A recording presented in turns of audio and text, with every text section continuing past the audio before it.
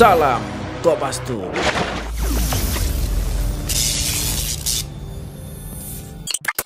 Assalamualaikum warahmatullahi wabarakatuh. Salam Kopassus. Jumpa lagi bersama DJ Pansos. Semoga kita semua dalam keadaan sehat walafiat. Amin. Pemerintah mengeluarkan aturan untuk melarang ekspor CPO atau bahan minyak goreng dan minyak gorengnya. Kita simak videonya. Pemerintah melarang ekspor bahan baku minyak goreng dan minyak goreng mulai Kamis 28 April 2022 sampai batas waktu yang akan ditentukan kemudian. Saya akan terus memantau dan mengevaluasi pelaksanaan kebijakan ini agar ketersediaan minyak goreng di dalam negeri melimpah dengan harga terjangkau. Itu pernyataan dari Presiden langsung mengenai larangan mengekspor bahan baku minyak goreng dan minyak gorengnya. Kemudian dari anggota DPR Komisi 6 memberikan tanggapan, kita simak. Ya, justru kami adalah bagian yang mendorong untuk bagaimana dilakukan stop ekspor, untuk bagaimana agar di dalam negeri kita ada kestabilan terhadap pasokan stok dan juga harga, begitu Mbak. Oke, menjadi bagian berarti memang sudah tepat ya keputusan ini, tapi telat nggak sih Pak Mufti? Saya kira tidak ada yang telat, kan harapan kita dengan kebijakan yang sudah ada selama ini yaitu DMO, DPO, tapi ternyata kemudian tidak bisa dilaksanakan dengan baik oleh para stakeholder, oleh para pelaku usaha, sehingga pemerintah dengan sangat berat hati untuk bagaimana menerapkan stop ekspor ini, Mbak, agar bagaimana kemudian stok di dalam negeri melimpah dan juga harganya bisa dijangkau oleh seluruh lapisan masyarakat. Mengenai kebijakan tersebut pun mendapat tanggapan dari anggota Ombudsman. Kita simak pernyataannya.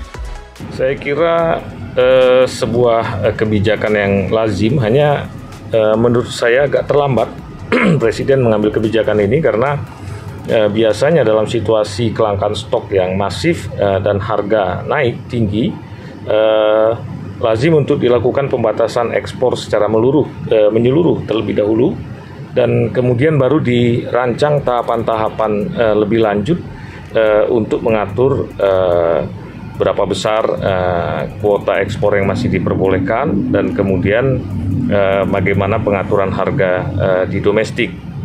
Kebijakan ini memang adalah sebuah kebijakan yang sifatnya lagi-lagi saya katakan temporer, maka yang jauh lebih penting sebetulnya adalah bagaimana mengantisipasi dampak-dampak yang mungkin muncul. Ada dua asumsi kebijakan ini berhasil. Pertama, memang upaya untuk pembatasan ekspor ini bisa menyebabkan suplai menjadi berlebih di domestik dan harga secara bertahap turun menuju harga yang lebih terjangkau bagi masyarakat secara umum.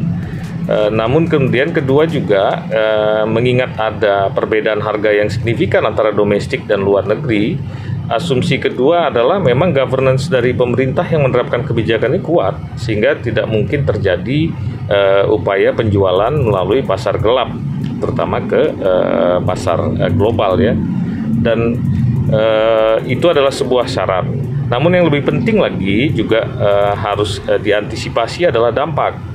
Kalau kebijakan ini dilakukan secara drastis dalam tempo yang agak lama, itu yang terjadi adalah oversupply di pasar domestik. Jadi dari Komisioner Ombudsman menyampaikan bahwa kebijakan tersebut agak terlambat. Cuma yang perlu diantisipasi adalah ketersediaannya, kemudian pengawasan.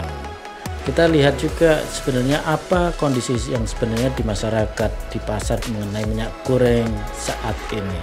Kita simak. Yang minyak curah ketengan 22.000, yang kemasan antara 24-25 lah, 25. Stok ketersediaan dari minyak goreng curah sama minyak goreng kemasan ini aman atau gimana, Bu? Kalau minyak curah gak tersendat ya, karena apa ya? Karena minyak curah kan subsidi. Karena subsidi itu udah jatuh ke tangan ke beras, jatuhnya juga mahal juga. Itu barang juga susah. Sekarang ada? Ada, cuman nggak banyak. Kemarin terakhir saya pesan 50 jerigen. pesan 100 dikasih 50, yang pesan 50 cuma dikasih 10, enggak, itu istilahnya susah lah. Sekarang aja saya udah dapat lebih mahal lagi karena udah ke tangan kelima, tangan kedua udah nggak ada, tangan pertama nggak ada, karena nggak tahu, hilang aja.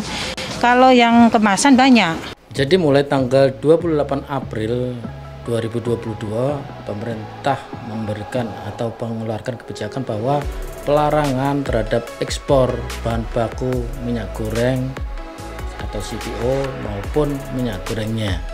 Kondisi saat ini memang di masyarakat atau di pasar masih saja langka tentang adanya minyak goreng ya. Ketersediaan minyak goreng tetap masih langka dan harganya masih cukup tinggi. Per liternya 22.000 sampai 24.000, atau kalau yang kemasan 2 kilo itu 48.000 sampai 50.000 itu. Nah, kebijakan ini, pelarangan ekspor ini diharapkan nanti ketersediaan di pasar itu akan melimpah. Nah, ini menurut saya sebenarnya Indonesia ini kan produsen atau penghasil CPO terbesar di dunia. Malaysia dan sebagainya itu bahan baku minyak sawit atau minyak goreng ini sangat kalah dibanding Indonesia. Kalau sampai Indonesia melarang untuk mengekspor minyak goreng, mungkin akan terhambat juga atau berkurang juga penghasilan dari minyak goreng ini.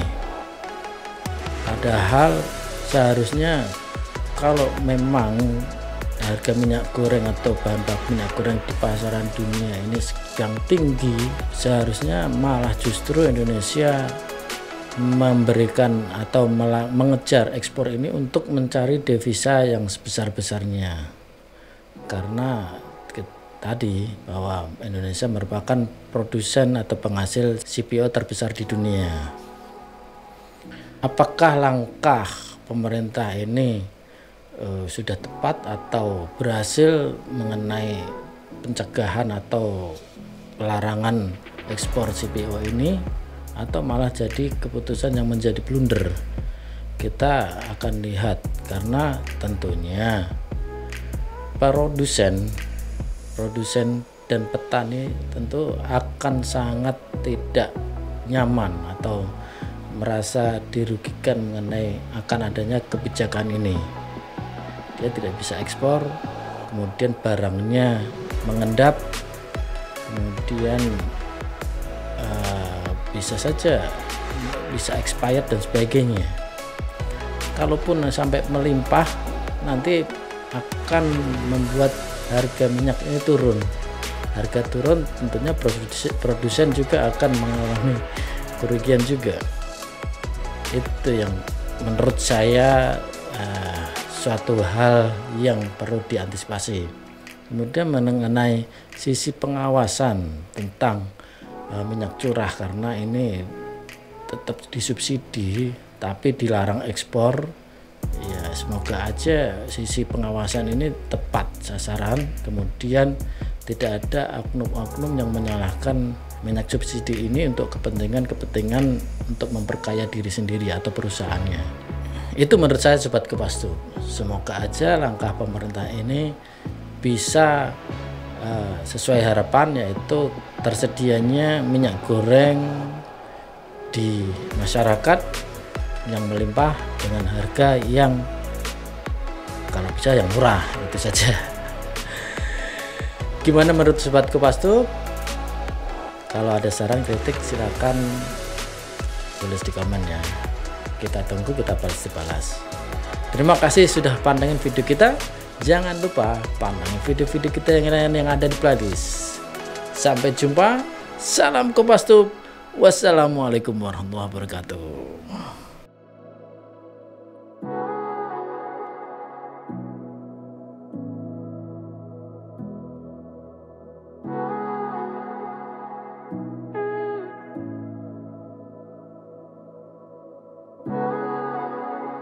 Salam Kopassus.